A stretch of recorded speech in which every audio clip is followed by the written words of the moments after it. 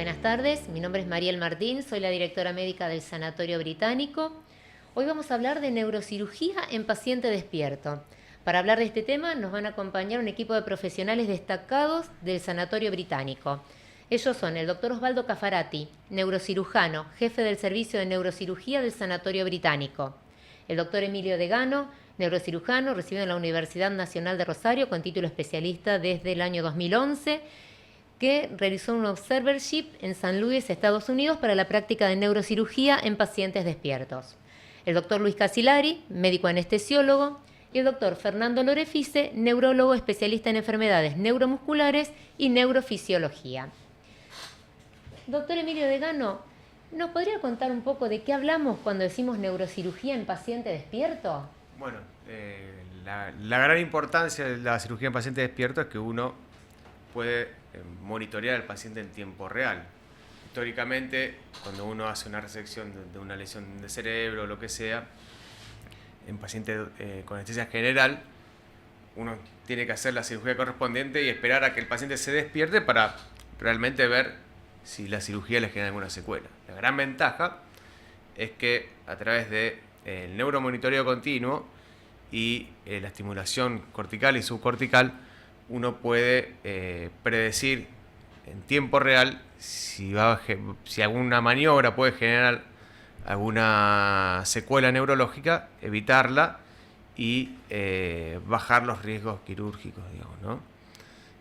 Bien, ¿y hay algún paciente que tenga una indicación precisa de este tipo de cirugía o es lo mismo? La mejor indicación para esta cirugía serían, digamos, el gold estándar es lo que se llama el glioma. El glioma de bajo grado. El glioma es una lesión intracerebral que los límites entre la lesión y el tejido normal son muy difusos. Entonces uno tiene que, asistido con el neuronavegador también y demás, hacer una resección y sobre todo en áreas que se consideran elocuentes, área del habla, área visual primaria, tractos ópticos, corteza motora, corteza sensitiva. Entonces uno tendría que, durante la resección, uno va monitoreando, buscando esos centros elocuentes, y uno podría por ahí localizarlos y obviamente evitar dañarlos. Bueno, entiendo a partir de esto que nos está diciendo que requiere una formación muy específica el profesional que realiza este tipo de prácticas. Más allá de la formación en la especialidad, obviamente requiere un cierto entrenamiento para realizar este tipo de cirugía, porque el escenario general cambia, la forma del monitoreo es distinta a la cirugía convencional, sí. Bien, doctor Osvaldo Caffarati, entiendo que para hacer este tipo de procedimientos se requiere de un equipo, de conformación de un equipo. ¿Qué importancia tiene tener un equipo altamente calificado?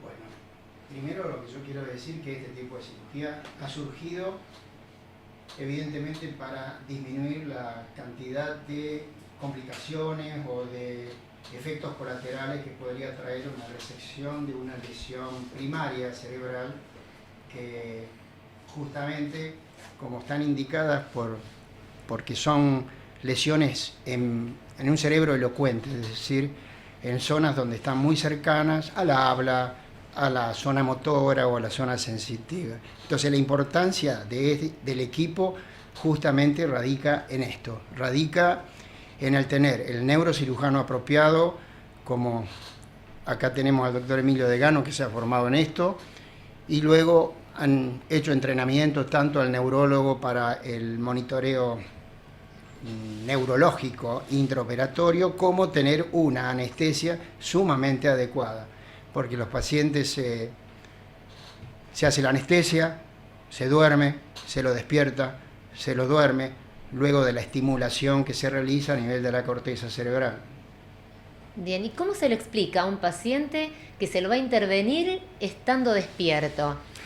Bueno, quizás eso sea un poco prioritario, ¿no? Al principio, cuando uno está en el consultorio y está hablando de una cirugía de un paciente despierto, el asombro de los pacientes y de la familia es importante, ¿no?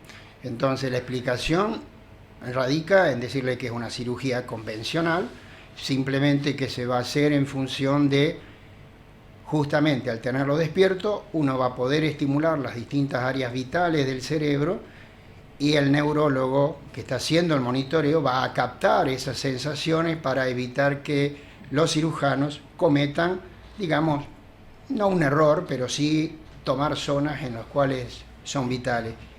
Obviamente el aspecto psicológico también es importante y muchos de estos pacientes requieren varias conversaciones con algún psicólogo especializado justamente en llevar adelante pacientes complejos, y ya no solo en cirugía despierta, sino también en pacientes dormidos que requieran una cirugía de alta complejidad como es esta, ¿no? Bien. Bueno, y doctor Luis Casilari, un poco ya estábamos hablando de la anestesia. A ver, un poco, el paciente realiza la consulta preanestésica habitual en primera instancia. Sí, totalmente. Es prioritario que el paciente se dirija en algún momento del trayecto de la programación de la cirugía justamente al consultorio para que podamos conocerlo, para que podamos saber, como en cualquier otra cirugía, sus antecedentes, las medicaciones que toma, las alergias, cómo es el paciente, si va a requerir, justamente como decía el doctor, algún tratamiento psicoterapéutico previo o una ayuda, en este caso, alguien que es fundamental empezar la contención del paciente en el preoperatorio. Es fundamental, más allá de que obviamente le explicamos, como el resto del equipo también lo hace, cómo va a ser ese día en el quirófano. Bien, el paciente me imagino que pregunta qué tipo de anestesia es la que va a recibir y en qué se diferencia de la anestesia tradicional que uno está acostumbrado a escuchar. Sí. ¿Qué le explican respecto de esto? Llama mucho la atención al paciente que el paciente pueda entender que no va a estar dormido completo, no es una anestesia general, el paciente no va intubado. Preguntan siempre cómo es eso de que va a estar despierto y no va a sentir dolor. Entonces, bueno, justamente explicamos al paciente que es un estado de sedación el que hacemos, una sedación profunda, que va a requerir un momento en el cual el paciente tenga que colaborar, y el último tramo de la cirugía, que también vuelve el paciente a dormitarse hasta la finalización de la cirugía. Pero siempre recalcando que el paciente no va a tener dolor, que va a estar cómodo, que va a estar contenido, que estamos todos en algún momento hablando con el paciente, y que el paciente es muy probable de que tenga largos momentos de amnesia de este episodio. Más allá de que hay momentos en los cuales el paciente está despierto, como el paciente está en un estado de confort, no lo experimenta como una sensación desagradable, al contrario, lo experimenta siempre con una sensación agradable y teniendo por momentos desconexión del entorno, a pesar de que el paciente está despierto. Bien, entonces ahí usted un poco nos dijo qué cosas son las que puede sentir, pero ¿cuáles son las que no debe sentir el paciente durante el procedimiento? Que a ustedes les marcaría que hay algo que tienen que modificar. Claro, nosotros controlamos obviamente en el paciente un montón de parámetros vitales básicos, como son la presión, la frecuencia cardíaca.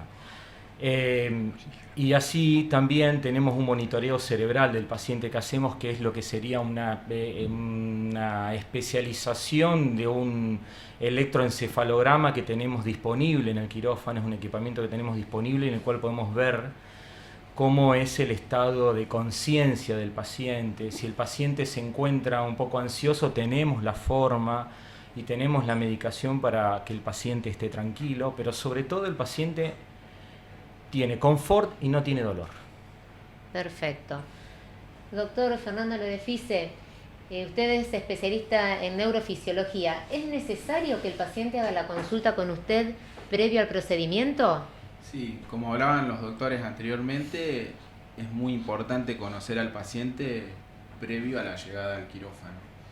Y eso tiene varias cuestiones relevantes. Primero, para el neurofisiólogo, conocer al paciente, ver cuál es su estado cognitivo de base, cómo está su lenguaje, su forma de expresarse, cómo comprende las órdenes, mostrarle las tareas que luego va a hacer en el quirófano. Y también, obviamente, si uno evalúa la parte motora, ver su destreza en la mano, que es algo fundamental para la vida diaria, cómo está su fuerza, y de esa forma uno tiene un conocimiento de base que le va a servir en forma de comparación mientras uno esté haciendo el monitoreo y detectar así más rápido cambios en cuanto a sus funciones. Pero también, como decían los doctores, es importante para el paciente porque primero va a conocer a la persona que va a estar mucho tiempo al lado de él mientras esté despierto, va a saber qué tareas tiene que hacer, se le va a volver a explicar que no va a sentir dolor, y todas esas cosas bajan mucho el nivel de estrés prequirúrgico para este tipo de cirugías, ¿no? Y dentro de la práctica quirúrgica, dentro del quirófano, ¿ustedes precisamente algún tipo de monitoreo especial que requieran hacer desde la neurofisiología? Sí, en general lo que se hace, un poquito lo comentado también con anterioridad, es preservar funciones elocuentes o áreas elocuentes del cerebro, que serían esos sectores del cerebro que tengan una función importante para el desempeño de una persona en su vida diaria. Fundamental el lenguaje, la nominación, o sea, poder decir cómo se llama cada cosa, poder hacer una oración en forma espontánea, comprender lo que a uno le dicen, ni que hablar lo que es la parte motora, de fuerza, pero también depende de la actividad del paciente, qué le interesa y qué es muy importante personalmente para él, siempre teniendo en relación a la localización de la lesión a que se va a tratar, ¿no? Por ejemplo, hace un rato hablábamos con el doctor Degano de que, por ejemplo, si el paciente es músico, toca un instrumento determinado y por la localización de la zona donde se va a trabajar se corre cierto riesgo, bueno, se puede adaptar para que el monitoreo incluya ese tipo de funcionalidad. Perfecto. La comunicación, por lo que veo, entre el equipo, el neurocirujano, el neurofisiólogo, el anestesiólogo es permanente, antes, durante y me imagino que también después del procedimiento. Sí, durante el procedimiento es fundamental y es la clave del éxito también de la cirugía, porque digamos, el neurocirujano está abocado a la parte estructural del cerebro, a que la resección sea lo más amplia y certera posible, y el neurofisiólogo está tratando de cuidar lo que es la funcionalidad que en ese momento se está monitorizando, y ante el mínimo cambio necesitamos un contacto permanente para que el doctor pueda, según su criterio, o detener la cirugía o modificar la estrategia de resección para preservar esa funcionalidad. Sí. No, quería acotar algo. Hay básicamente dos fases en este tipo de procedimiento. Una es que es la fase de lo que se llama la estimulación cortical. Cuando uno expone la corteza cerebral, se habla con el neurofisiólogo, se muestra lo que se va a hacer, dónde se va a intervenir, qué es lo que se va a monitorear. Y una vez que uno más o menos sabe en qué área está, qué es lo que tiene que monitorear y demás, se empieza con la estimulación cortical con un instrumental específico que se llama estimulador bipolar. Eso genera una corriente eléctrica en un determinado punto del cerebro que simularía un déficit en caso de que estemos en un área elocuente. Entonces, hay un software particular que se usa en el cual el neurofisiólogo le hace el monitoreo, que eso tiene que también haber una coordinación exacta entre el momento que el paciente va a ser estimulado y la estimulación cortical en sí, porque eso es fundamental para que el monitoreo salga bien, digamos. Para que el mapeo cerebral salga perfecto, tiene que estar muy coordinado eso. Entonces la comunicación es primordial en ese sentido. Con el anestesista también estamos en comunicación continua, sobre todo por el estado de conciencia del paciente y por lo que puede llegar a sentir o no sentir, digamos, ¿no? Entonces, fundamental la mutua coordinación entre el cirujano, el fisiólogo, el anestesista, es muy importante eso. Bien, por todo lo que ustedes están relatando, parte de los resultados del procedimiento quirúrgico ustedes ya lo van viendo en tiempo real durante el procedimiento. Sí, correcto. Eso se ve durante el procedimiento, pero quiero recalcar que lo más importante de esto es trabajar en equipo. Es decir, esto no se hace con uno solo, sino que hay un equipo de médicos que han sido entrenados para realizar ese tipo de cirugía, y es tan importante el neurocirujano como el neurofisiólogo, como el anestesiólogo, porque de eso depende, digamos, el resultado final de la cirugía, ¿no? Lo que uno quiere es que el paciente, después de una cirugía, somos bastante obsesivos en ese tema, es decir, uno quiere que se despierte en la sala quirúrgica, que hable, que mueva los pies, que mueva las manos, pero cuando el paciente está despierto es mucho más rápido ese despertar y uno tiene la satisfacción a veces de haber logrado algo importante en el sentido de no haber generado ningún daño en el tejido cerebral de ese paciente, ¿no? Bien, me imagino que a todos les debe preguntar los pacientes, ¿cómo es el posoperatorio? El posoperatorio, inclusive, es mejor que el posoperatorio en un paciente con anestesia general. Se despierta, nunca estuvo dormido, pero está sedado en fase, por ejemplo, del acceso y la fase de cierre. Ahí se lo profundiza un poquito más el plano anestésico, en el cual el paciente nunca está intubado. Y el despertar es mucho más suave, el paciente no compite con el respirador. En el posoperatorio tiene una mejor recuperación, inclusive está demostrado que las estadías intrahospitalarias por este tipo de cirugía son más cortas que en anestesia general. Bien, un gran beneficio para los pacientes. Y, a ver, ustedes han tenido ya varias cirugías de estas, unas cuantas, muchas. Sí. Cuéntanos un poco también su experiencia de haber podido cambiar de una cirugía convencional a una cirugía con paciente despierto. Bueno, como te decía, obviamente hubo una preparación previa. Las primeras veces siempre por ahí uno está un poquito más nervioso, pero la confianza siempre estuvo y uno, digamos, no difiere tanto de una cirugía convencional técnicamente, pero sí toda la preparación sí cambia. Eso uno haciéndolo se va adaptando y lo va perfeccionando, por así decirlo. Y da la satisfacción, sobre todo cuando uno tiene que resecar una lesión en área elocuente, encuentra el área elocuente y sabe que ahí no hay que tocar, y uno puede hacer una mejor resección. Inclusive está demostrado, sobre todo en lesiones primarias, que gran parte del éxito de la terapéutica radica en la resección macroscópica total. Cambia mucho la sobrevida y el intervalo libre de enfermedad, y que son uno de los mejores estándares que se le pueden ofrecer al paciente, los mejores tratamientos se le puede dar. Bien. Rehabilitación posterior a este tipo de cirugías depende de la patología de cada paciente, y con neurofisiología también continúan. Sí, se le va haciendo el monitoreo clínico como cualquier otro paciente postoperatorio. En general, como el monitoreo durante la cirugía, si fue exitoso, si no tuvo déficit, los pacientes, por suerte, en general en los controles postoperatorios suelen andar muy bien.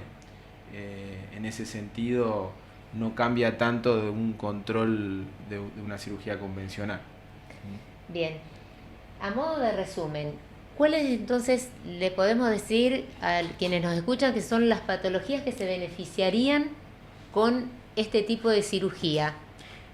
Las patologías son fundamentalmente, como dijo el doctor Vegano, las patologías primarias.